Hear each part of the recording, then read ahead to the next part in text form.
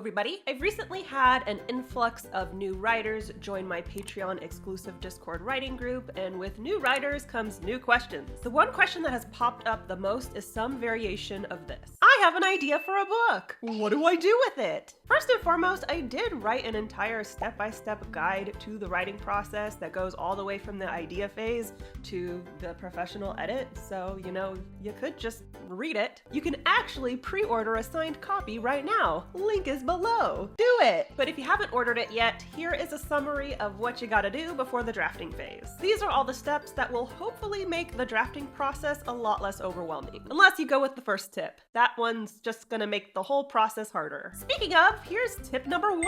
Just start writing. According to the writing community at large, there are two types of writers: plotters and pantsers. Plotters plan their stories ahead of time, and pantsers write by the seat of their pants, which essentially means that they go into the writing process with little more than an idea. Personally, I think this labeling is reductive. Technically, all writers are some mishmash of being a plotter and a pantser. It's just a matter of which way you lean. I don't know a single pantser who doesn't have at least some idea of the direction they're headed, and even the most hardcore plotters like myself still make up some content on the fly. All that said, do I recommend fully pantsing a novel? Absolutely not. If you don't have at least some kind of plan, you are increasing your odds of writer's block, of writing yourself into a corner, or abandoning structure altogether and just creating a meandering plot. All that said, some writers do prefer this method, so I'm throwing it out there. You can't say I didn't give you all your options. If you decide to go the planning route, which I personally recommend,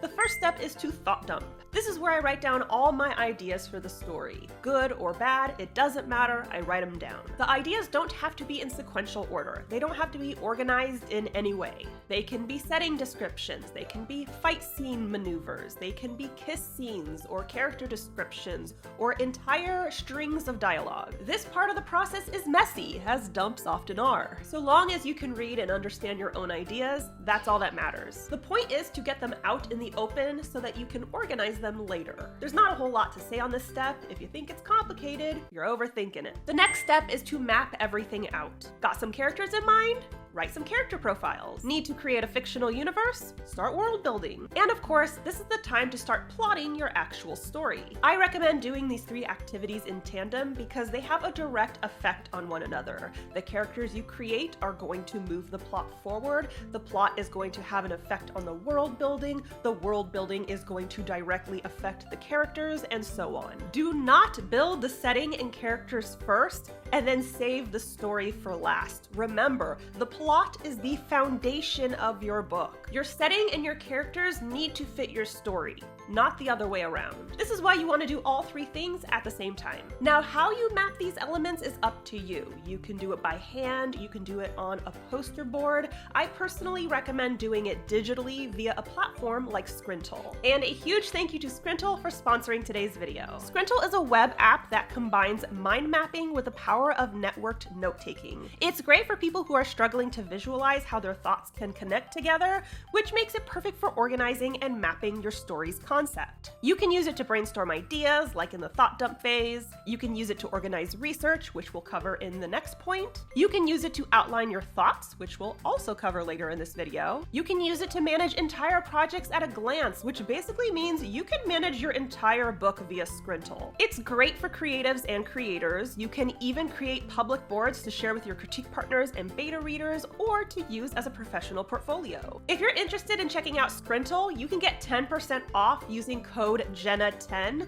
This code is only available for a limited time, so you want to get on it ASAP. Definitely check them out. I have them linked below. Go ahead and organize all of your thoughts and ideas via Skrintl. They're fantastic. The next step is to research. Once you start building your plot, characters, and setting, you're gonna notice holes in your work because you don't know everything. This is when the good old Google machine is gonna be your best friend. Not quite sure how to structure a novel? Google it! Or read Shut Up and Write the Book. I make it super easy to understand. Not sure where the climax is supposed to be? Google it! It's toward the end of the book, right before the falling action and resolution. And of course, you're probably going to need to research content for your book. Does your story take place in ancient Rome? Time to brush up on your history so you make sure it's accurate. Does your character need to remove an arrow from someone's body?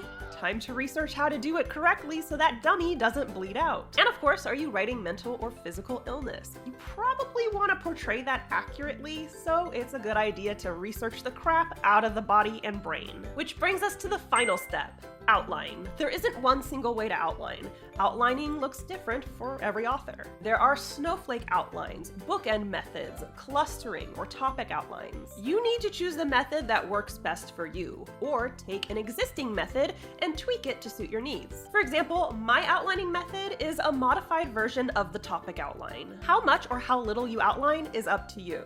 There are skeletal outlines, which basically means that you only outline the major plot points of your novel and everything else you figure out on the fly. Then there are people like me who create extremely detailed outlines. My outlines can be 20 to 30 pages long. You don't have to do that if you don't want to. You create the outline that works best for you. That's what trial and error is for. Basically, at this step, you're going to take all the mapping you did and then organize it into an outline of your choosing. This will make the information a lot easier to manage. It'll put your content in sequential order, and it will help decrease your odds of experiencing writer's block. It's easy to know what to write next when it's spelled out right in front of you. So that's all I got for you today. If you want more info on what to do before you start drafting your manuscript, be sure to check out Shut Up and Write the Book. You can pre-order a signed copy right now. It's linked below. Get on it. Don't forget to subscribe to my channel. I post new videos on Wednesdays and I host live streams on Mondays. And if you want to be alerted as soon as I upload, ring that bell. Bye!